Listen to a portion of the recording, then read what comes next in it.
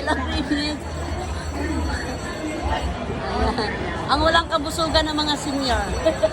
Una mang inasal, pangalawa donuts, ngayon naman ay greenets. Oh. Kaya hindi uso daw ang cheat day daw po ngayon sa mga senior at pati sa mga nakikisenior. Cheat day namin ngayon dahil ito yung my birthday. Shout out sa mga wala dyan na nakasama. Sa susunod kasama na namin kayo. Thank you sa sponsor, sa pizza. Walang iba kundi si Beloved Pastors. Tingnan muna.